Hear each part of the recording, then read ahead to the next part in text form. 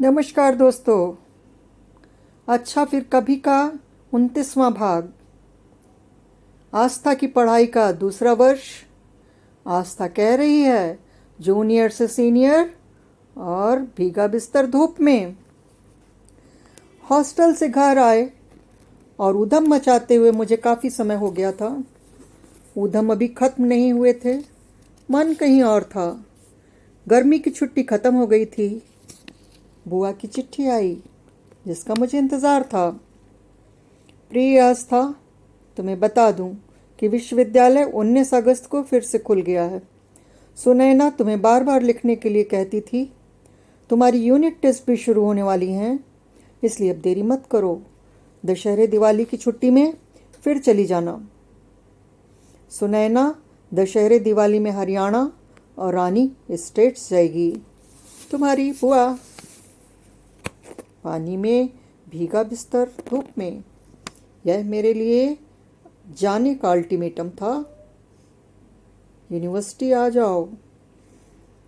विनीत की कोई चिट्ठी गर्मी की छुट्टी में नहीं आई थी और ना ही कोई फ़ोन पर बात हुई थी। माँ बाप का भय इतना ज़्यादा था कि हम में से कोई हिम्मत नहीं कर सका। मैं हॉस्टल वापस आ गई। सौभाग्य से मुझे वही कमरा मिल गया। सेम कमरा अलॉट हो जाए बड़े भाग्य की बात होती है। मैंने चाबी ली और अपने कमरे की ओर भागी। मानसून आ चुका था। उस दिन भी पानी बरस रहा था। मैंने जैसे ही ताला खोला, देखा खिड़की का शीशा टूटा पड़ा है। कमरे में जो भी छोटा मोटा सामान था, कपड़े तौलिया वगैरह जो छूट गए थे, वे सब भीगे पड़े हैं। पर्दे पानी से सूख कर अकड़ गए थे। मैंने जाने के पहले सिर्फ बिस्तर और कपड़े ही तो हटाए थे। इस उजड़े हुए लावारिस आशियाने में 47 चिट्ठियां पड़ी हुई थीं, जिसमें से 45 मदन सैमुअल की थीं और 2 विनीत की। सभी चिट्ठियों में पानी लग चुका था। सब भूल कर मैंने सबसे पहले चिट्ठियों को बचाया, फिर गीला हुआ सामान सूखे में पसारा और बुआ के यहाँ अपना सामान लाने चली गई। बुआ नहीं थी। गरीबा और रामू ने सामान पहुंचवा दिया। किसी तरह कमरा रात में सोने लायक हुआ। चिट्ठियां पढ़ते पढ़ते मुझे जल्दी ही नींद आ गई।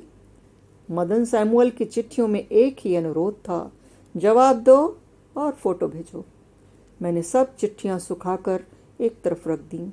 एक चिट्ठी विनीत की थी, जिसमें उसने मुझे खबर दी थी कि वह 16 अगस्त से ही हॉस्टल पहुंच गया है। दूसरी चिट्ठी में आते ही फ़ोन करने की बात बार बार कही गई थी। सुबह होते ही विनीत और मैं साथ साथ थे। जाने कितनी बातें, जाने कितना शेष था। दोपहर में हमने बाहर खाना खाया। क्लासेस अभी पूरी तरह रेगुलर नहीं थे, इसलिए चिंता नहीं थी। इस बार वह अपने परिवार में बहुत डूबा हुआ था। बार बार रह रहकर खजुराहो पहुंच जाता था। विनीत के पिता साइकिल के बिजनेस में थे। हर ब्रांड के साइकिलों की एजेंसी थी उनके पास। खजुराहो में बड़ा सा स्टोर था, लेकिन विनीत का कोई भी भाई यह काम नहीं करना चाहता था। तीनों भाइयों में विनीत सबसे छोटा था। विनीत बता रहा था, जानती हो आस्था, गर्मी में जब हम सब इकट्ठे होते हैं तो पापा का मन रखने के लिए उनके स्टोर में भी बैठते हैं। हमें लगता है जैसे चारों ओर पहिए ही पहिए हैं और हम पहिए की तीलियों में फंस गए हैं। लगता है जैसे ये तीलियां हमें इतना गुत्थम गुत्था कर देंगी कि हम सब इन तीलियों के जाल से बाहर नहीं निकल पाएंगे। धीरे धीरे रास्ता खो जाएगा और हम गुम हो जाएंगे। पागल हो तुम, तुम्हारे भाई भी ऐसा सोचते हैं? मैंने कहा। सबकी अपनी अपनी फैंटेसी है। हम तीनों भाई सारा काम अपनी मर्जी से करते हैं। कोई भी पापा के साथ समझौता करने को तैयार नहीं है। पापा बार बार कहते हैं, मेरी साइकिलों का क्या होगा। मेरा बड़ा भाई सोचता है और हमेशा कहता भी है कि जब वह गर्मी में पापा की दुकान में जाएगा तो पापा उसे वापस लौटने नहीं देंगे। वह इंजीनियर है और कारों का बिजनेस करना चाहता है। अब बिजनेस तो कर नहीं सकता, इसलिए हर समय कारें स्केच करता रहता है। दुनिया की हर तरह की कार की तस्वीरें खोज खोज कर स्केच करता है। उसके पास हमेशा एक डायरी और पेन रहता है। जानती हो, वह पेन से स्केच करता है, पेंसिल से नहीं। क्या बात है, एक बार उसके स्केच मेरे लिए लाना ना, मैंने कहा। मेरी जिज्ञासा बढ़ गई थी। इतना आसान है क्या?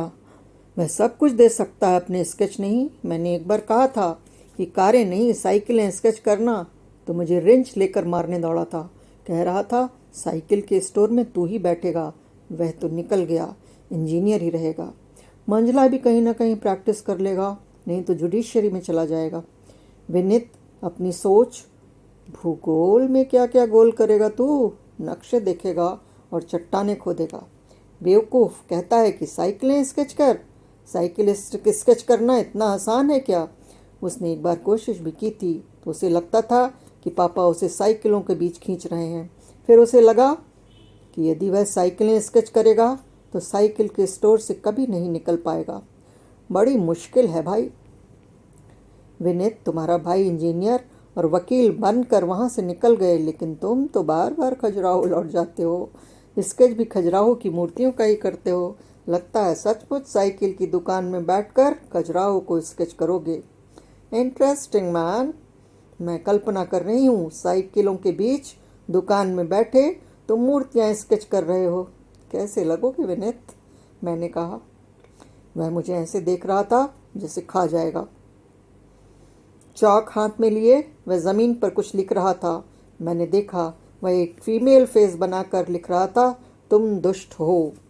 मैंने पूछा, तुम्हारी मम्मी क्या चाहती है विनीत? माँ तो बेचारी सीधी सादी हाउसवाइफ हैं। आगे की कहानी अगले वीडियो में। नमस्कार दोस्तों, माँ के बारे में अगली बार। बाय।